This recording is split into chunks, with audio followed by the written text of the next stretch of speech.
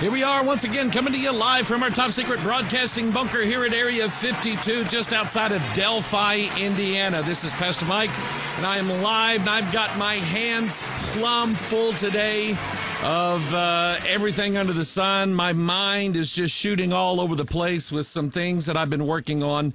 I tweeted that I would make an announcement today, and I will do that. And I've got pieces of paper coming out. Look at them, coming right out of my ears.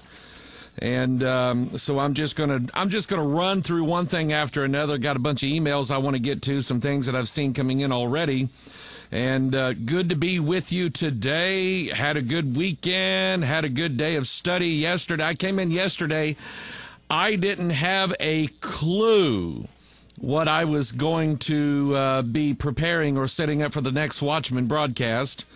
And I just, God, it's your video, not mine. You tell me what you want me to do. And I came in here and said, and I've told people this. This is actually where I work. I have an office in another part of the church, and it's right next to Rose's office, Lindsay's office, Alicia's office, Gary's office, everybody else's work area. That's where my office is. And when I'm not too busy, that's where I am. Wednesday nights, Sunday afternoon, fellowshipping with people and all this stuff. But when I have a lot of study to do or I just want to I come in here. I hide out literally in my top secret bunker. And it's just me in here. It's very quiet, very peaceful. And on top of the quiet, I'll put headphones on and just listen to light classical music or something like that. And that helps me concentrate, helps me focus, helps me study. And in the last 2 days, I've made this. I'll tell you what that is here in a little bit. First things first, a friend of mine from Harrison, Arkansas, who attends Brother Lonnie Burke's church. I first met him several years ago. He's a great guy, good watchman. And he loves the Bible.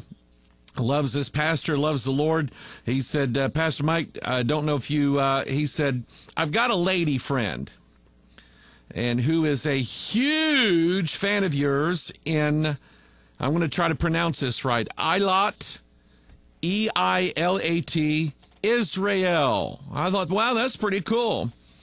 Her name is Anastasia. If you'd mention her in a video or shoot her an email, or just shoot her. No, I won't shoot her. But anyway, he said that would tickle her pink. What color is she now? And maybe she doesn't want to turn pink. Maybe she wants some other color, Ryan. Anyway, and he says, she's very pretty. That's what he said. So here's your shout out, Anastasia, in Eilat, Egypt. Boy, that was a dumb mistake. Israel, we appreciate that. Appreciate you watching. And Ileana in Australia. She is Spanish, but she lives in Australia. And she said, do you think you could mention my Andy on this week's birthdays, please? My gorgeous hubby turned 50 today. Happy birthday to you. Oh, happy birthday to you. All right. Did you see the one about, let me show you this picture here, okay? This picture right there. See the guy on the left with the hat, okay? He's a fake. He's phony. He's not a real Cardinal. He's a Cubs fan. No, just kidding. Fake bishop hoodwinks the Cardinals. German-born Ralph Nepierski was pictured with senior clerics as they arrived for the start of the College of Cardinals meeting. Let's see here. Mr. Nepierski was seen shaking hands with unsuspecting Cardinal Sergio Sebastiana outside the Vatican's Pope Paul VI Hall with several other priests in his entourage who were also thought to be bogus. Alert Swiss guards rumbled him because his vestments were wrong, because they noticed his purple sash was really a scarf, and he was also wearing an odd-looking fedora hat. See, if you're gonna try to be like these guys, you got to wear the Saturn hat. If you watch this week's Watchman video broadcast already, you understand, you comprende what that is, the Saturn hat. And that basically just tells you Who's in charge of the Pope? Who's on his head? That's a crown. That is, the symbolism, something being on your head means it's over you. It lords over you. It has dominion over you. Just like the crown of thorns that Christ was wearing, death reigns over us. That's what the thorns represent. And Christ took death that reigns over us, and he hung it on the cross so that it can no longer have dominion over us anymore. I never thought that was funny. A fake bishop shaking hands with fake Christians. You just got to love the irony of this. So, if this guy is a fake bishop with fake Christians, does that make him a real Christian? Interesting.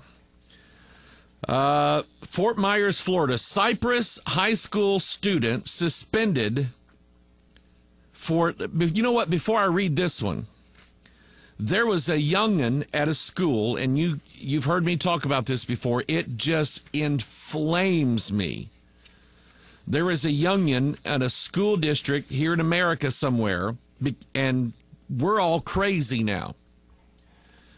The teacher was looking over in his direction, and he was eating a Pop-Tart. Now, if you Brits and Aussies and everybody else don't know what that is, it is a toaster pastry in the form of a rectangle. My favorite ones were chocolate ones. I could eat those things in a glass of milk all morning long. So he's eating his Pop-Tart from Kellogg's. And the teacher looks in his direction, and she thinks that the Pop-Tart was eaten in such a manner as to represent a gun. So she grabbed the poor child with Pop-Tart crumbs on his face, and the evidence of a representation of a weapon. They suspended him for 2 days from school because his Pop-Tart that he was eating sort of kind of looked from a long distance away like a gun. If that was mine, I would be royally hacked off at this. Cypress High School student suspended for disarming gunman. A 16-year-old Cypress Lake High School student who wrestled a loaded revolver away from a teen threatening to shoot is being punished. The student grappled the gun away from the 15-year-old suspect on the bus ride home Tuesday after witnesses say he aimed the weapon point blank at another student and threatened to shoot him. The student, who Fox 4 has agreed not to identify and distort his voice because he fears for his safety, says, "There's no doubt." He distorted his voice, so I have to read it that way. He saved a life by disarming the gunman, and for that he was suspended for 3 days. "I think he was really going to shoot him right then and there," the student said, "not taking no pity." The student says he wrestled the .22 caliber RG-14 revolver away from the suspect, a football player who witnesses say threatened to shoot a teammate because he had been arguing with his friend. "No doubt," the student said, "he was going to shoot him point blank." The teen we spoke to and authorities both confirmed the revolver was loaded. According to the arrest report, the suspect, who Fox 4 is not naming because he is a minor, was pointing the gun directly at another student and threatening to shoot him. That's when the student we spoke with says he and others tackled the teen and wrestled away the gun. The next day, the school slapped him with a 3-day suspension. "It's dumb," he said. "How are they going to suspend me for doing the right thing?" According to the referral, he was suspended for being part of an incident where a weapon was present and given an emergency suspension. I would be hacked off. If that were my child, I would take whatever legal means was necessary to, number one, clear my son's name. Number two, I would file a lawsuit against this school for nothing more than punitive measures. It is absolutely ridiculous. And I mentioned this Tuesday night in our God, Guns, and Liberty video. We do have that on DVD if you would like a copy of it. And praise the Lord, Jazz is alive now. She has been very, very ill for the last 2 or 3 weeks. She finally called me Monday. Her voice is still very, very raspy and very faint. Boy, I tell you what, she was bad sick, but she's slowly but surely getting caught up to speed, and all the videos will be uploaded to the proper channels in a short manner of time. But anyway, I'd mentioned in our God, Guns, and Liberty conference, and I talked about it that day on Pastor Mike Online, the whole purpose, I believe, for going after these children with make-believe guns and make-believe gun sounds is to so intimidate the rest of the student body that by the time they're 18 years old, they're all going to vote Democrat, because they're going to be so liberalized by the public school institution that they will be little socialists who don't mind being part of the collective. That's what they're being taught. That's what your children are being taught in public school. Now, I am not chastising you for putting your child in public school.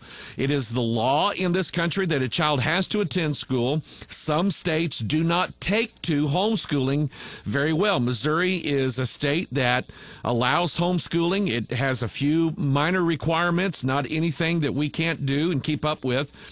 But the bottom line is not everybody can or should homeschool. We ran as Christian school here for 14 years. I took in some homeschool kids that should have never been in homeschool. The homeschool setting that they were in did such a poor job of educating them that we had, with a couple of students in particular, we had to go back about 5 years in their education just to get them caught up. And so anyway, I don't chastise you for public school, but I'm just making you aware of what they're doing. They are trying to liberalize and socialize your child, getting them to be part of the collective and getting them to be perfectly obedient to everything that the government lays out, including the intimidation of don't you dare, even a little deaf boy being mainstreamed into the public school system, had to spell his name because there is no sign language for his name. His name happened to have the letter G in it, and he has to spell his name with sign, and the symbol for G, I think, is this. And the school went after him and his parents and told him that he can no longer make that sign at school ever again. He has to come up with something else that he can replace it with, because that violates the school's no-tolerance policy on firearms. That's not a firearm. It's a letter. What is wrong with you people? And if it was my child, I would take legal means to drag this into a courtroom to publicly punish this school district for trying to liberalize all these children and for being stupid. That's what I would do. Let's see here. Next email. Oh, you know what? I'm going to do this. I get so touched at weddings, especially ones that are unbiblical. Benny the Hen and Suzanne the Hen renew marriage before congregation.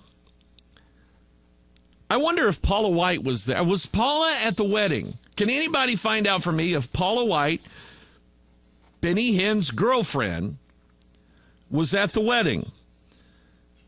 They call him Evangelist Benny Hinn.